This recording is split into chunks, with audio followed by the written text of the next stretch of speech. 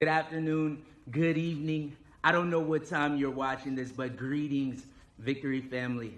My name is Jelani Sanders, and I get the opportunity to serve here full time at Victory Norcross. First and foremost, I want to thank you for everything that you do. Thank you for helping build communities for our small groups.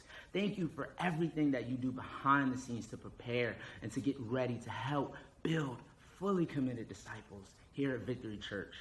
You have literally been the hands and feet to continue the vision of building families and reconciling cultures and impacting nations and transforming communities, starting right there in your small groups. And I just want to say I appreciate you and thank you for all that you do. See, small groups have actually impacted my life. When I first came to Victory and I was trying to get connected, the first thing I did was get connected to a small group. And in that group, I actually met my wife. At the time, she was actually the leader of the group.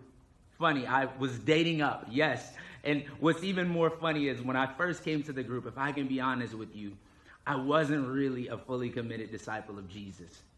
But that group helped me to get accountability, and I also gained some lifelong friendships to where I'm still doing life with some of those people that have impacted my life in my small groups. So again, thank you for all that you're doing for everyone in those small groups. You are making a difference here.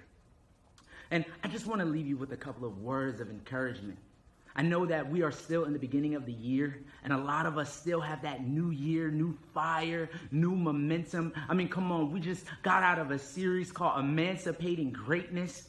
We did a 7-day fast, and we just relaunched our small groups for the year.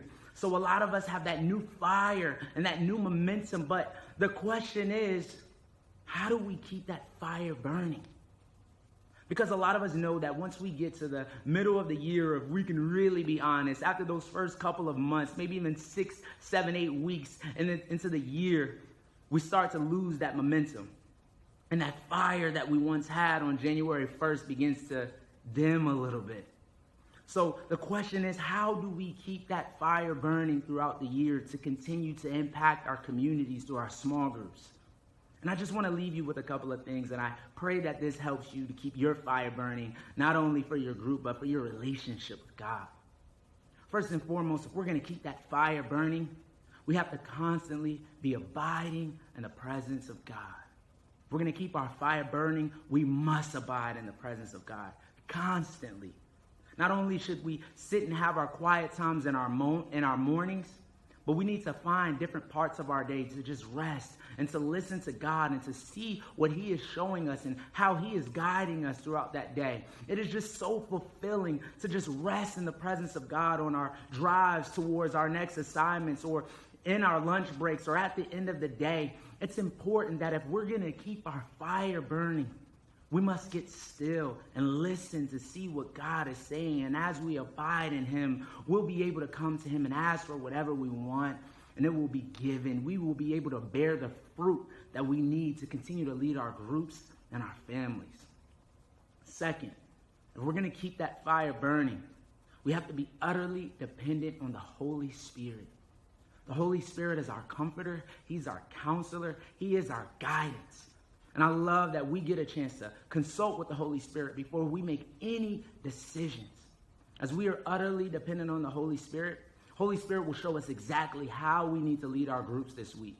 He will show us how we need to operate in our workplaces and at home. Holy Spirit helps us on this journey as we are becoming fully committed disciples of Jesus and as we are reproducing and making other disciples throughout our community. And last but not least, leaders, if we're going to keep that fire burning, we got to make sure that we have enough logs in the fire. In other words, we need enough people around us that are going to help us keep our fire burning. We need enough people around us that are going to hold us accountable. And I know sometimes it's hard as a leader to find that community to where you can really be transparent and talk about some of the things that you're dealing with behind the scenes. Especially when you're leading a large group of people, it's hard to find a couple of different people on the side that you can be 100 with. But if we're going to keep our fire burning, we got to keep enough logs in the fire. We got to keep enough people around us that we can be transparent with, that can hold us accountable, that can grow with us as we're on this journey to becoming fully committed disciples of Jesus. So I pray that these words of encouragement help you to keep your fire burning. And again, thank you so much for what you're doing behind the scenes in those small groups. You are making a huge difference here at Victory. We love you and we appreciate you, and I hope to see you soon here at Victory.